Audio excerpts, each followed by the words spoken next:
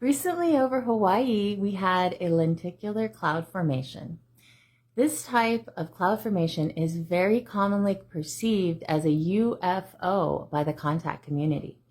Is there a way to utilize a formation like that to amplify our preparation for contact? Sometimes they generate a lenticular formation based on ionization of the electromagnetic field around the craft. So yes, sometimes they can be within it. Sometimes it is simply a weather phenomenon. And sometimes it is an indication of interdimensional connections. It is not always about a craft being in a lenticular cloud. You can utilize it as a symbol as long as you do not necessarily confuse yourself as to the idea of whether or not there actually is a craft in the cloud. But you can use it as a symbol, as a reflection of the idea of making connections. Certainly, again, as a permission slip, it can be valuably used that way.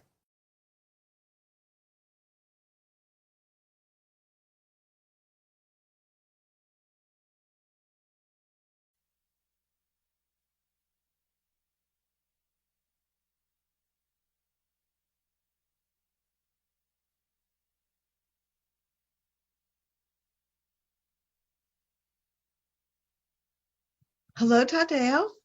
Nania. We have lots of great questions from our viewers. All right.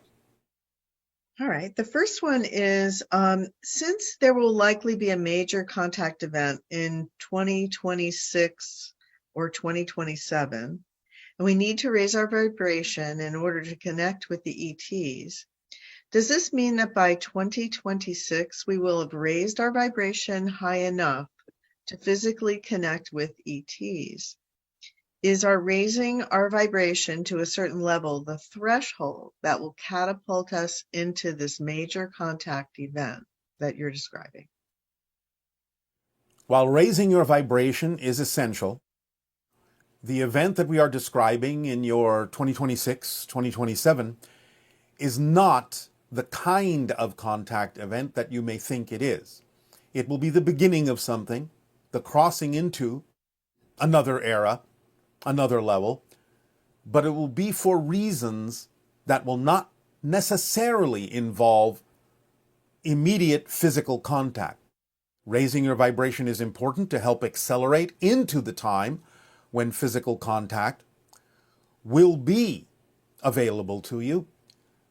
But the incidents that lead up to this major contact event, while they will be helped by raising your vibration, will not necessarily be for the reasons that you think. We cannot go into too much detail at this time about exactly what causes this event. Regarding the major contact event foreseen at the time we were just describing, dear Bashar, we would like the ET civilizations involved in this future event to know that we are willing to help at any point during its preparation, if appropriate. We don't wish to be passive, but would be honored to begin joyful interplanetary cooperation in the spirit of beautiful relationships as we journey through the universe together. Well, all right, but again, follow your passion, follow the formula, raise your vibration. The major contact event will not necessarily be an immediate opportunity for what it is you are talking about, but it will lead to such if you continue along the path of your true self. And the reactions and responses to the major contact event will be observed by many and will determine exactly the schedule, so to speak, the agenda, so to speak, for how open contact may proceed from that point forward. You've described how direct physical encounters with extraterrestrial beings like yourself and others of higher vibration can cause psychic shock if the person meeting them hasn't raised their vibration enough. As some humans raise their vibration by following their passion, Can something similar happen between those humans of higher vibration and other humans whose vibration is not as high? Or would that manifest directly due to the flavor of vibrations here on Earth? Yes, it'll be somewhat different, although you may experience the difference more in the direction of people not necessarily associating with each other anymore if they are in fear of examining themselves, in fear of being aware of the different negative or fear based belief systems within themselves. It is possible that humans of higher vibration may coax those fear based beliefs closer to the surface, but because you are all on Earth, everyone still has the idea of a choice to avoid or ignore those that they may be afraid to face because it reminds them of things that they may not want to look at within themselves. So while it is possible that the higher vibration may coax people to look at themselves on Earth, it is a little bit different in that they have the choice to move away, walk away, ignore that vibration. So it will not be identical to the effect that would happen if you were, for example, to meet one of us. Okay, thank you. Just as you and a number of Earth futurists have expressed the need for us to realize that we are part of nature rather than separate from it, I'm curious about what events would lead to that awakening and a transition to an Earth where that is the case. Does open contact, for example, contribute to that, and how? Of course, open contact would contribute to your understanding of your expression as nature because it is built into the vibration of many extraterrestrial species to understand themselves that way as well.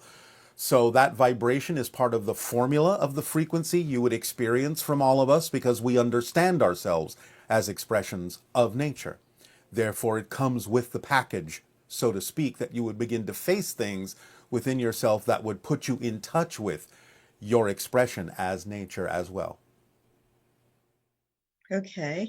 And how will universities in particular change after first contact? Well, obviously, there will be more discussion, more exploration of the idea that you are not alone in the universe. There will be courses that will begin to teach you about the different extraterrestrial species that would be appropriate for you to experience.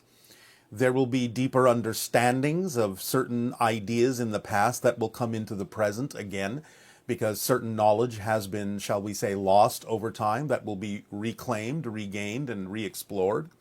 There will be many different kinds of investigations into your own nature as well as the nature of the extraterrestrials that you will be experiencing in open contact.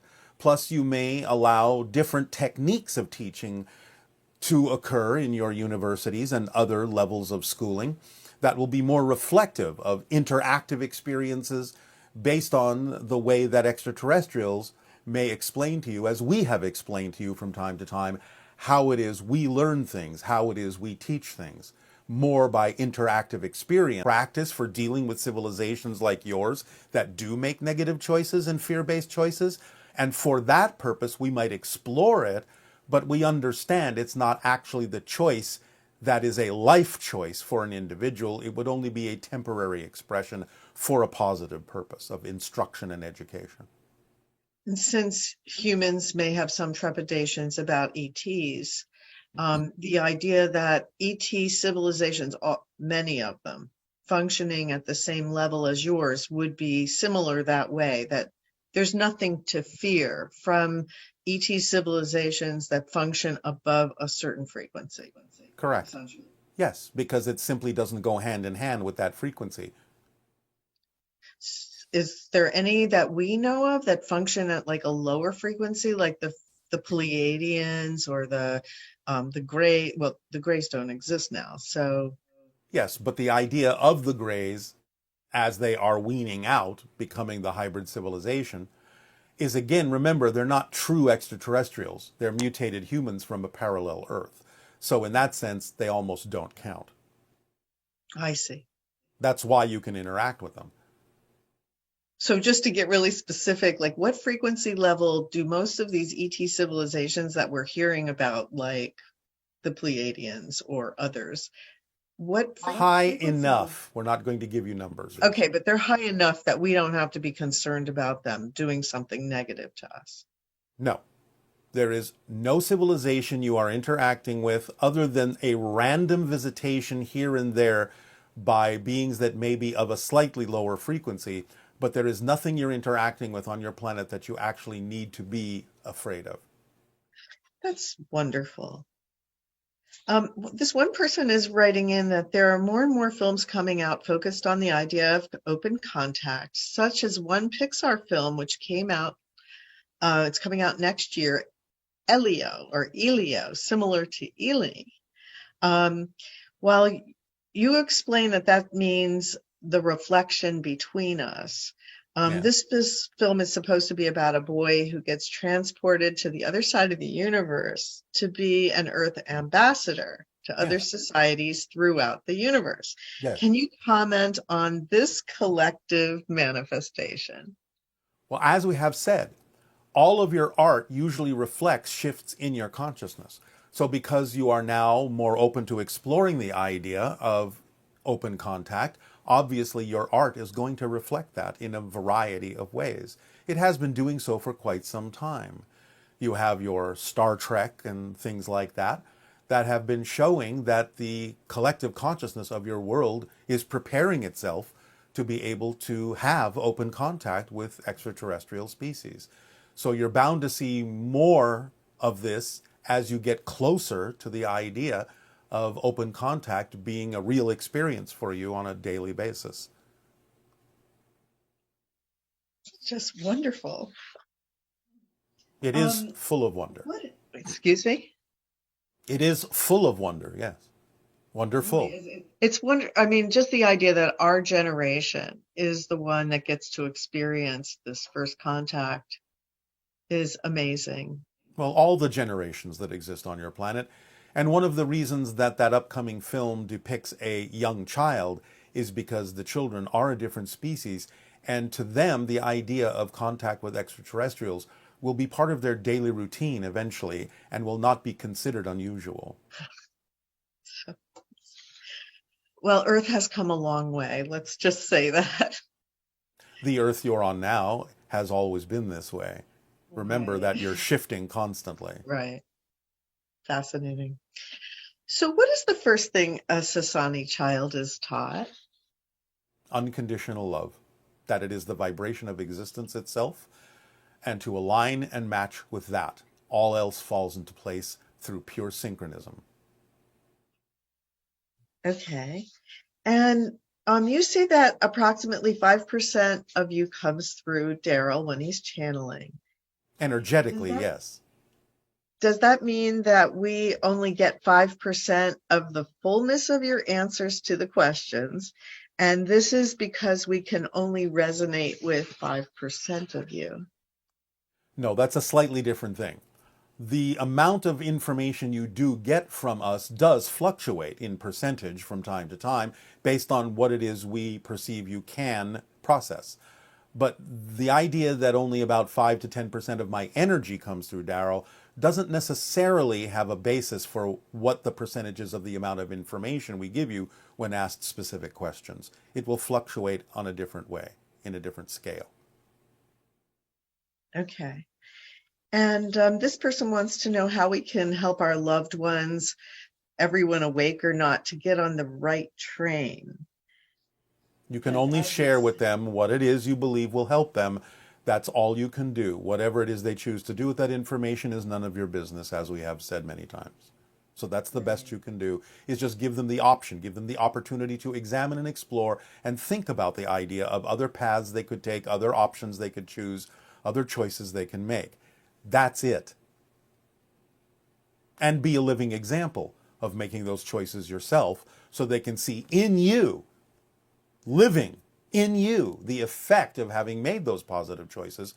It's the best way to entice them to make those positive choices on their own. But again, you cannot expect or insist that they must, because you don't know what their path is. You don't know what it is they need to explore. So it's none of your business what they choose to do with the information you share. But sharing that information and living as an example of that information is the best you can do. And when you noted that in 2012 there was a big split and the path that we could take, I was wondering if we were all on the same path. This is what this person is saying. And if we are here today on this forum, how does that split relate to this split? As we have said, the splitting prism is still going on. There are many paths, not just 2 or 3. But the idea is that as a general collective group, those that are exploring consciousness, the expansion of consciousness, exploring the idea of the concept of open contact and interacting with us and other beings like us, are in general moving along the same general path, going through the same general versions of Earth to some degree collectively, even though every individual still has their own unique reality. But you can have made agreements to go along with certain groups that are willing to shift to similar Earths over and over in the same way that still contains the idea of the expansion of consciousness and the acceptance of your part of being a galactic family. And do any of the ET ships have weapons on them? Not any of ours. We do have what you may call shields, energy shells around the ship that can protect us from various phenomenology, but it's not used in that sense as defense per se in the way that you mean it, because again, through pure synchronism, we don't attract a need to defend ourselves. That's just simply not in our reality. So since none of the ETs we are interacting with have negative intention towards us, does that mean that none of them have weapons on their ships? They have things that could be adapted into a form of weaponry to get your attention in a variety of ways, but I wouldn't again really call it weaponry.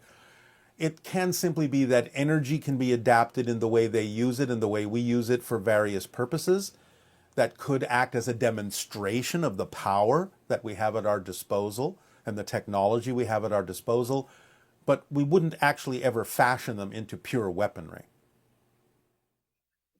Okay. Okay, so going in a little different direction now. One person was wondering how many instances where a miscarriage has occurred does the soul of the infant actually enter the body, or does it wait to see if the body is viable? For instance, her mother miscarried before her birth and before her sister's birth. Were those other instances two distinct soul identities, or were they simply she and her sister waiting for viable bodies? In a sense, yes, the second idea, but most souls either do wait until the body is viable, or they may dip in to have a certain experience temporarily and then leave. The idea in general is that most souls don't really fully connect to the idea of a new infant until just before birth. They may dip in and out during that time, but they don't really fully commit, and maybe not even for a few years even after birth. Hence the idea of what you call crib death, with no discernible reason. So the idea is that for the most part, most souls do not really commit or connect to a body until just before birth, in general.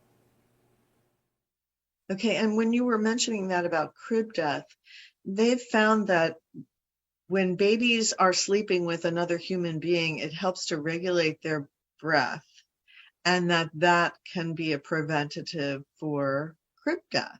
Is that related to what you're saying there too? I mean, Yes, to some degree, because again, there are agreements that are made that will allow the child to function in the way it needs to function in physical reality, and that may attract an adult to work with the child either through breath or other methodologies to allow the child to really cross the bridge from non-physical into physical reality in a way that it can thrive. So it just depends upon the themes of exploration and the agreements that have been made. Okay. When a person crosses over into spirit, Can you clarify if it's the personality that continues to exist for eternity, or is there some specific, like from one specific life, or does There that will, being yes, there will distant? always be a part of that that continues to exist that is representative of the experience of a specific life. Again, similar in analogy to the idea that there will always be knowledge and experience within you from your childhood, even though you're not a child anymore. It never goes away, it's always there and always can be tapped into. So the idea of having a life experience is something that is then simply part of the soul itself. You can simply say the spirit is the specific representation or symbol or reflection of the life experience, and that becomes part of the soul and is always accessible. So, yes, it always remains, even though the soul may be bigger and greater, and the oversoul even bigger and greater than that. You never lose anything, and that particular aspect of the being can always be accessed and tapped into from many different sources, including the physical person who may need to interact with that aspect of the greater soul to recognize the being and recognize the person they knew in life. So it's always there. It just becomes part of something bigger, in the same way that your childhood became part of something more experienced as an adult. And how does that relate to the idea of the independent frames that actually have no motion, and it's the projection of consciousness through them that creates the ongoing time experience with it? How Well, does yes, that but now relate you're talking simply about a mechanism by which you have a certain kind of physical experience. What is it you're attempting to relate to what we talked about previously? in spirit when the personality still exists, but it's no longer is it Yes. living as a spirit, or is it Everything was exists at once, remember? In that sense, the spirit, the personality, the physical being all exist at the same time and can be accessed by the soul from any number of directions. So the idea is that there are frames on every level except the one. Every level, because as soon as there is any experience of division at all, as soon as there is any experience of an other than yourself, then there are frames by definition. It's just that the experience of time and space in those frames is different from level to level. I don't know who thought this up, but it's pretty amazing. It just is the nature and structure of existence itself in the way that it must function by definition. Um, Many people have negative experiences when studying, especially in Asia, this individual is saying. Studying sometimes becomes torture, and children are taught to accept that as their fate. Why do people have a belief that we have to study hard and memorize and to grasp knowledge and technology? How do we free people from this unnatural way of studying? And perhaps you could also share some other ways that we can study so that it's not like that. All right, well, we have actually explained this many times, but the reason that it seems ensconced in your society to memorize things comes from long ago when you were hunter gatherers and you needed to memorize certain kinds of hunting paths, certain kinds of places where there might be danger, where there might be food, where you could be taught to understand how to do things in a certain way and memorize those things for your own safety and for your ability to thrive. And it's simply been handed down through the generations for thousands of years that memorizing things like that would actually be to your benefit. And to some degree, it can be. But as we have explained several times, the idea of actually creating scenarios in which you can experience things directly, what you may euphemistically refer to as learning on the job, is actually the better way to learn something and instill it within yourselves, because as long as what it is you are needing to learn to thrive in physical reality is adapted to what you are really passionate about, you will retain it. And in fact, you will become excited about learning and you'll absorb information very readily and retain it very readily because it's based on the idea of being taught to you through the auspices of your passion and what excites you, rather than simply suppressing your excitement to learn something in a way that isn't necessarily representative of your passion. So creating simulations, experiences that are interactive and immersive, and teaching you the things that are important in your society that way is what will allow you to have fun doing it and retain it, because you're doing it in the way that you're already excited to learn, by opening up your passion in ways that make it relatable to learn the things that you really need to learn, and to know the difference between the things you actually do need to learn and the things you don't need to learn. So just accepting the idea that we'll need to know what we need to know when we need to know it, as is true for your existence, that can be very natural for us eventually. Yes, eventually, when you actually learn to rely on pure synchronism. But until then, you can practice the idea of creating imaginary and creative, immersive experiences that allow you to have experiences in a safe way that will teach you what you really need to know to thrive in physical reality without compressing your passion into a box. And what is the difference between insisting on something and knowing something? When you know something, you will know the difference between the two. Because insistence still carries with it the idea that you don't actually believe in it yourself. You don't actually know it yourself. You're actually trying to convince yourself of something that may or may not be relative to you. So the idea of knowing is just something that is absolutely known by you, as if it is something that you breathe, something that is part of you, something that you know is true and in alignment with who and what you are and what your relationship to existence is. Insistence implies that you don't really buy into the power of the thing you're insisting about. You're not really convinced yourself. What about when a person feels angry at something that is said to them? How can you manage that anger? By understanding that what is said to them has nothing to do with them, if that in case is the fact. So the idea, again, as we have given an analogy, is as if a total stranger has come up to you and said something. You don't react because you know that they know nothing about you, and therefore what they're saying to you has more to do with their issues and their processes than it has to do with you. They're just using you as a sounding board, projecting their issues onto you. And you know this, so there's no reason to react. Now, you can always look at the advice or the sayings that someone gives you and say, well, is there something here for me? Is there something I need to know about myself that would help me to benefit from and change? But if you understand that what they're saying has nothing to do with you, then why would you react? So you have to look at your own beliefs about why you believe what they're saying is true. And what's the connection between anger and grief?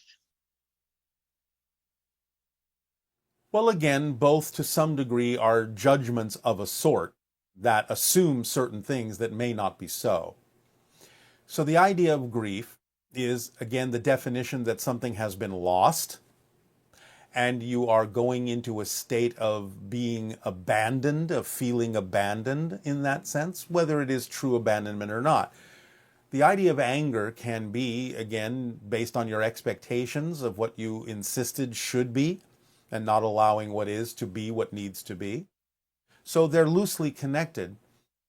And the idea is one is a reaction mostly to things that were insisted on by you, and the other is a reaction to the concept that you have lost something, when in fact no loss has actually happened, if you open up your senses to the fact that things have simply shifted into a different form.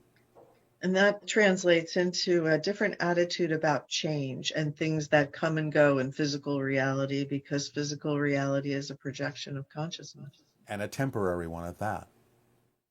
So is that sort of our maturation process to understand the nature of the reality that we're in and be more accepting of the coming and going and not suffer so much when we lose an individual, so to speak, or Yes. recognize it in a different way? Yes, but even more so, it's recognizing the nature of the reality that's in you, because you're not in physical reality. It's in you.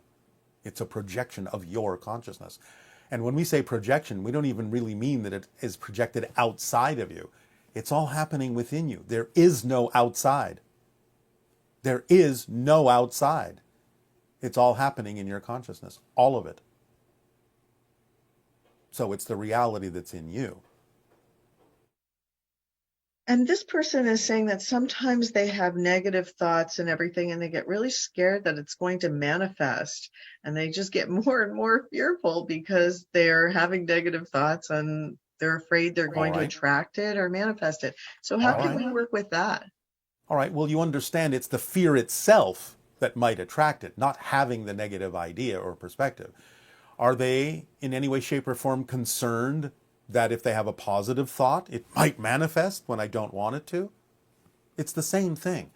Just having the perspective, just having the observation, just having the awareness that there are thoughts that might be negative isn't enough to manifest them.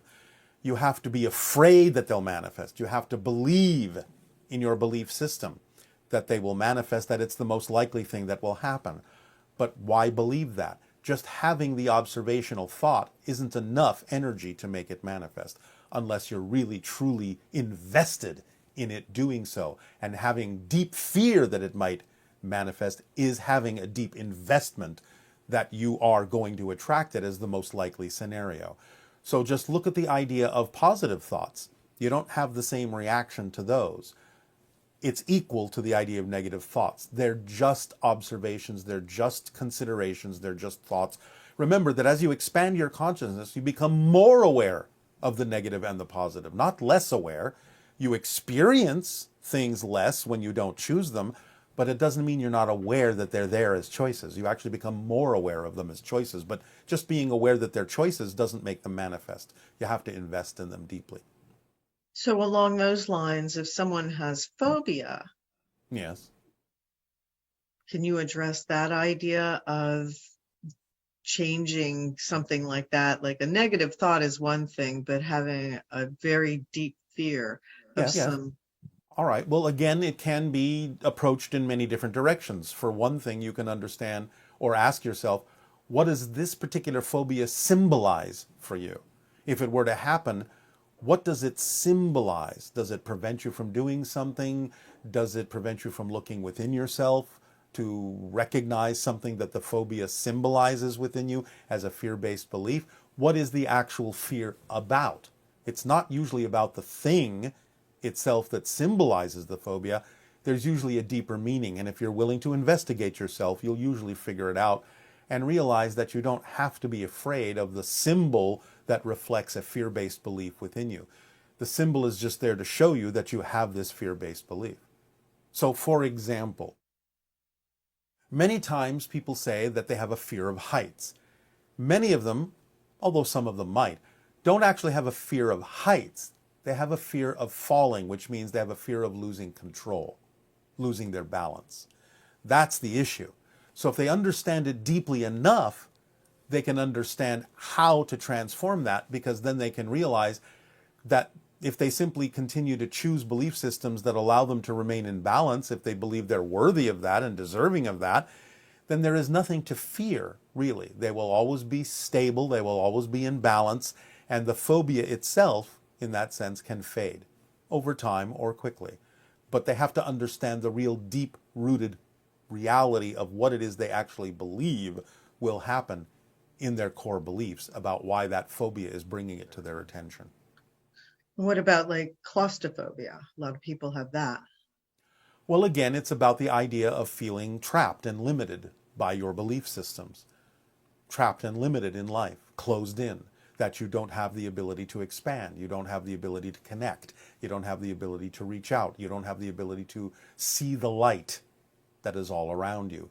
You are trapped by the idea that you are in darkness, in an enclosure that doesn't allow you to express your true self. So when you come across these kinds of fears, what's the antidote thought process that describes how to deal with that? Or as you were I explaining, just gave it to you. I just gave it to you. You have to understand what the phobia represents, and you have to get into the core fear belief about why you're holding on to that. How does it serve you to hold on to that? Look at the motivational mechanism. Remember, you don't choose to experience anything that you don't believe serves you. So if you have a fear-based belief that letting that phobia go will actually be the worst thing you can possibly do, that something even worse than the phobia will happen if you let it go, then you're going to hold on to that phobia because you believe that no matter how uncomfortable it may be, it keeps you safe from something even worse. But you have to have honest self-investigation to figure out what your belief system is telling you about that. So in a sense, I'm thinking right now about like Natalie Wood, who in childhood almost drowned on a movie set, and then for the rest of her life had a fear of dark water. And then her life was ultimately ended in dark water. Is that what you're describing? As a simplistic surface example, yes, but there may have been deeper reasons for that experience in her theme of exploration. You can't necessarily completely generalize it in that simplistic form for everyone. One person having that may have it on a very simple level. Another person may have a much deeper reason for having those experiences. Thank you. Yes, the last question then is it synchronicity that the James Webb Space Telescope looks so much like the Essassani crystal that you've described? We will just leave you with a smile. Okay. And bid you to now allow yourself to relax, to go into the meditative exercise for becoming a galactic citizen, for allowing yourself to open the gate into a larger world. Relax and enjoy. And above all, just keep breathing.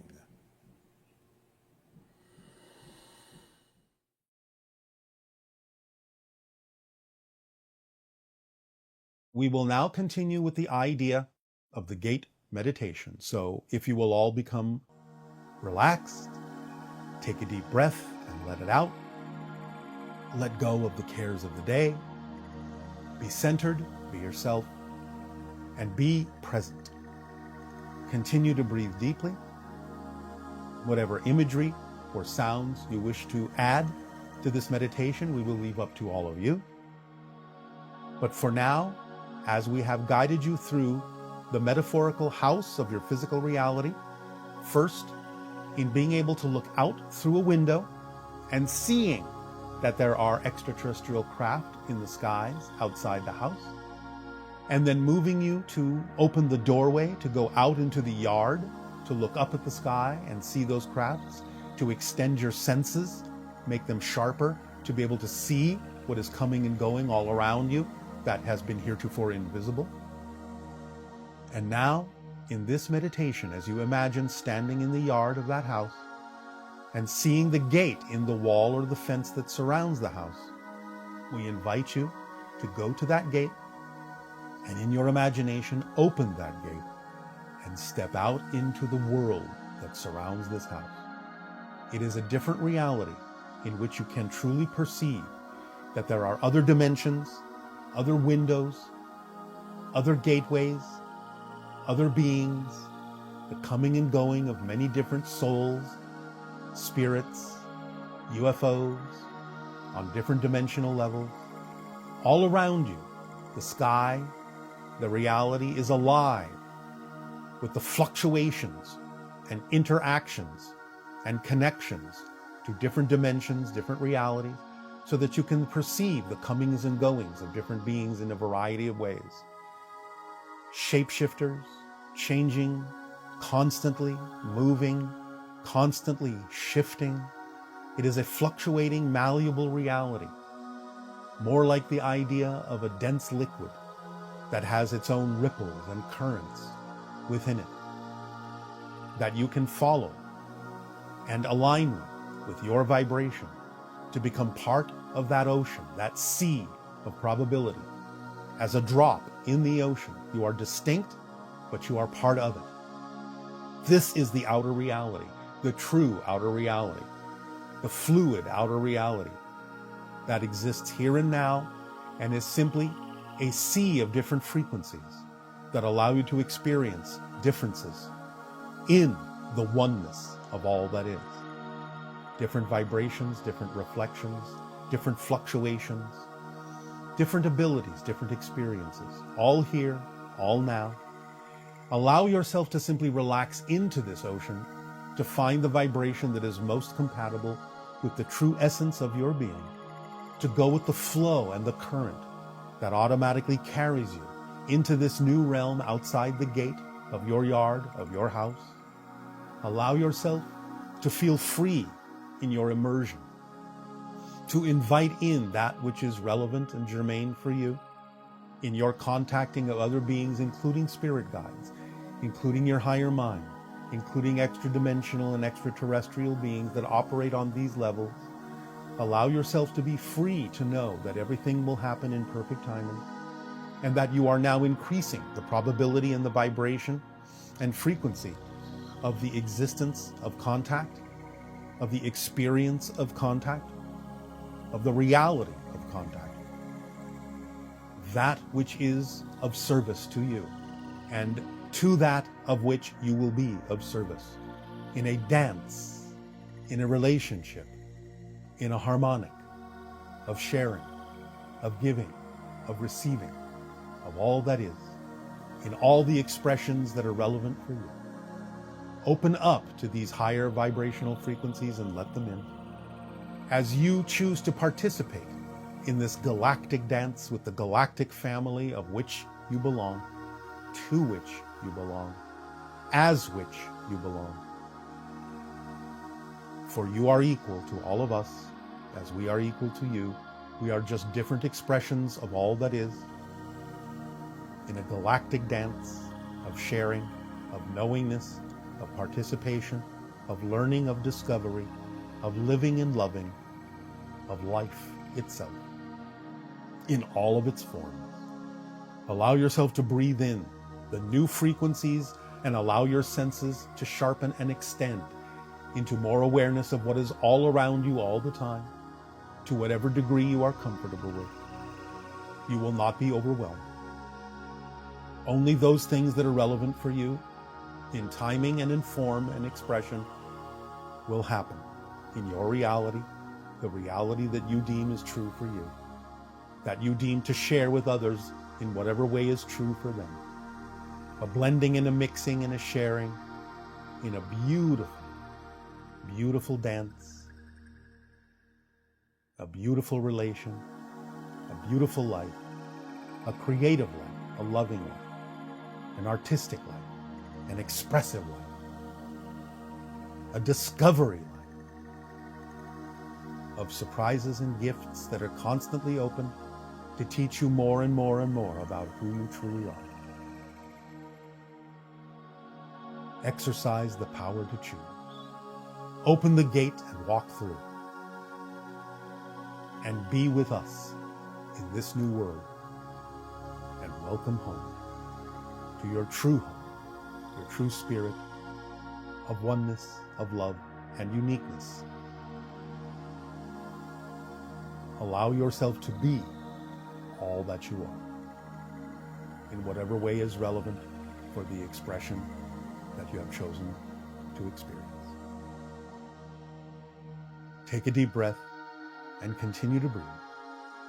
And with every breath, come closer and closer and closer to that reality in which we can both experience our mutual love, our mutual existence, our mutual beingness in love and light and laughter. We welcome you home. Welcome home. Welcome home. Pleasant dreams and awaken. Awaken to your new world.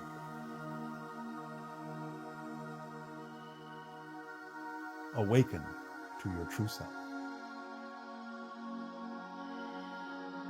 Awaken. Do not be afraid. This is just a dream.